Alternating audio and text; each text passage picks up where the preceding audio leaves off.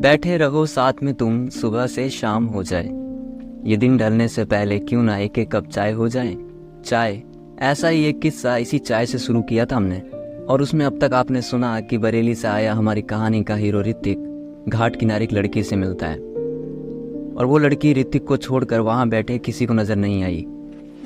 और इस घटना के बाद ऋतिक बनारस छोड़कर वापस अपने शहर बरेली लौट गया। अगर इस कहानी का पहला भाग आपने नहीं सुना तो ज़रूर सुनिएगा, डिस्क्रिप्शन में कहानी का लिंक दे दिया गया है। कुछ मोहब्बत के किस्से से कीजिए अपने दिन की शुरुआत। स्वागत है आप सबका जेएस डायरी पे। मेरा नाम है आकाश।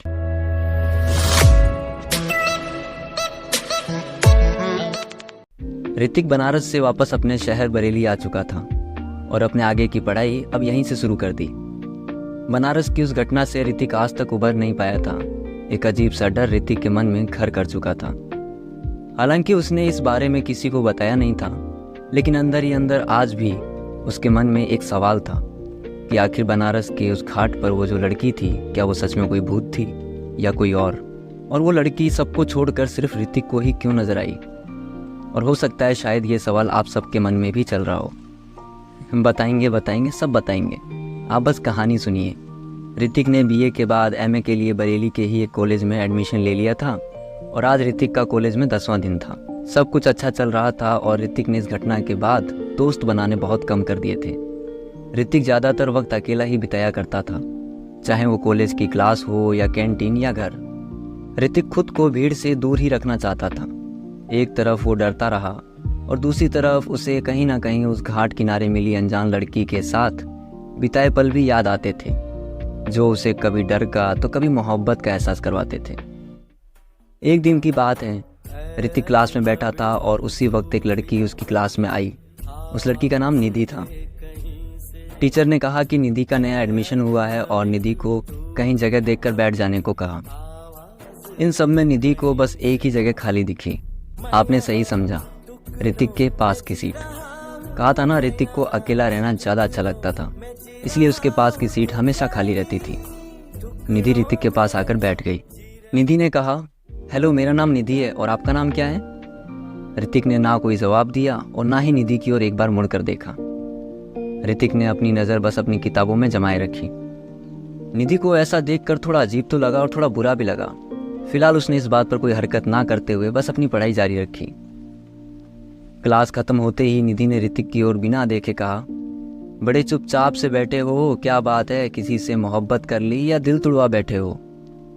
ऋतिक ने बिना कुछ कहे क्लास से बाहर आ गया और कैंटीन की ओर चल दिया। निधि को इस तरह के व्यवहार की आदत नहीं थी, पर उसे समझ नहीं आया कि आखिर ये लड़का कुछ बोल क्यों नहीं रहा। खैर, निधि भी अपना बैग लेकर कैंटीन की ओर चल दी। इन दोनों की मुलाकात थोड़ी अजीब थी, लेकिन इसमें कोई हैरानी नहीं थी। अब ज़रूरी तो नहीं कि हर मुलाकात की शुरुआत बातचीत से हो। एक दिन ऋतिक शाम के वक्त पास ही के पार्क में बैठा था और उसके दिमाग में बनारस की वो चाय का किस्सा याद आ रहा था। इस बारे में सोचते सोचते ऋतिक पार्क से निकला और घर की ओर जाने लगा। रोड पर चलते चलते अचानक से उसका हाथ किसी ने पकड़ा और जोर से पीछे की ओर खींचा। जैसे ही ऋतिक गिरा, उसके पास से तेज रफ्तार से कार निकली। ऋतिक उठा और अपने कपड़े साफ करने लगा, तभी एक आवाज़ आई, ठीक हो ना, कहीं चोट तो नहीं लगी? पलट कर देखा तो उसके पीछे निधि खड़ी थी। ऋतिक इस हादसे से थोड़ा डर सा गया था और घबराती हुई आवाज़ में निधि से कहा, मैं ठीक हूँ और आप ठीक हो? और थैंक यू सो मच, आपने मुझे बचा लिया, वरना पता नहीं आज क्या हो जाता। निधि को ऋतिक के कांपते हाथ साफ नजर आ रहे थे। निधि ने ऋतिक का हाथ पकड़ा और उसे पास ही की चाय की दुकान पर बैठाया और उसे पानी पिलाया। ऋतिक अब थोड़ा शांत हुआ, पर यह शांति ज़्यादा देर तक नहीं रही। आपको शायद ये हादसा बीते कुछ दिनों पहले के एक हादसे से मिलता जुलता लगा होगा।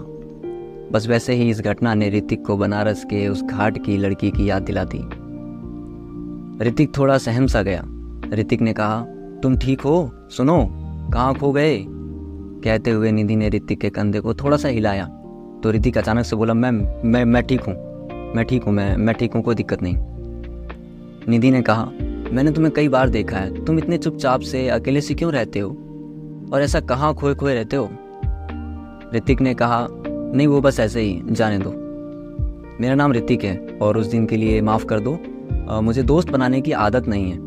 और ज़्यादा बातचीत करना मुझे अच्छा नहीं लगता, इसलिए मैंने उस दिन तुमसे बात नहीं की थी। दोनों की यहाँ से दोस्ती हो गई।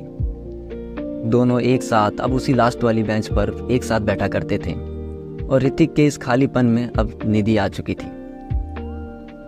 जब कोई इंसान इतना अकेला हो और तभी उसके खालीपन में कोई आ जाए तो जाहिर सी बात है, मोहब्बत होना बहुत आम बात है। दोनों एक दूसरे के साथ रहने लगे और अब ऋतिक खुश खुश रहने लगा। एक दिन निधि ने कहा, वैसे बताओ ना, आखिर बात क्या है? मैंने तुम्हें कई बार देखा है अकेले ऐसे डरे सहमे बैठे हुए। ऋतिक ने हिम्मत करके बनारस की उस चाय की सारी बात निधि को बता दी। निधि ने सुनकर बस इतना सा कहा, तुम्हें भी वो लड़की दिखी क्या? तुम्हें भी मतलब? क्या तुमने भी उसे देखा है? निधि ने कहा, मैं 2 साल पहले बनारस रहती थी और मैं भी वहीं चाय पीने जाया करती थी, तब मैंने भी उसे देखा था और इसी वजह से मैंने भी बनारस छोड़कर वापस बरेली आ गई। इस बात ने दोनों को इतना परेशान किया कि दोनों अगले दिन वहीं उसी बनारस के घाट किनारे उस चाय की दुकान पर खड़े थे। निधि ने उस चाय वाले से पूछा, भैया एक बात पूछूं? क्या यहाँ हर रोज़ बैठने वाली उस लड़की को जिसके हाथ में दीपक और कुछ फूल होते हैं, उसे आपने देखा है? चाय वाले ने पहले उन्हें एक टक लगा कर देखा, फिर अपना काम करते करते कहा, देखा तो नहीं है, पर आप जैसे कई लोगों से उसके बारे में सुना ज़रूर है। ऋतिक ने कहा, भैया क्या सुना है उसके बारे में, बताओ ना। चाय वाले भैया ने कहा, वो लड़की आप लोगों की तरह ही इस शहर में पढ़ने आई थी और हर रोज़ यहीं घाट किनारे आकर उसी जगह बैठा करती थी और यहीं उसे कोई मिला जिससे उस लड़की को प्यार हुआ था। फिर दोनों ने शादी करने का फैसला किया था, पर आखिरी वक्त में वो लड़की यहीं बैठी उस लड़के का इंतज़ार करती रही और वो लड़का नहीं आया और कुछ दिनों बाद यहीं इसी घाट पर उस लड़की ने कूद कर अपनी जान दे दी थी।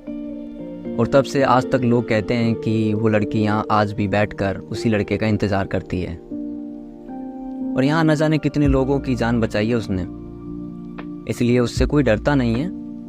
और हमने ये तक सुना है कि वो लड़की जिसे पसंद करती है उसकी ज़िंदगी में बहुत सारा प्यार लाती है। ये सुनकर ऋतिक और निधि को अपने साथ हुई इस घटना का एक दूसरे से कहीं ना कहीं संबंध समझ आने लगा। शाम हो चुकी थी और रात ने दस्तक दे दी थी।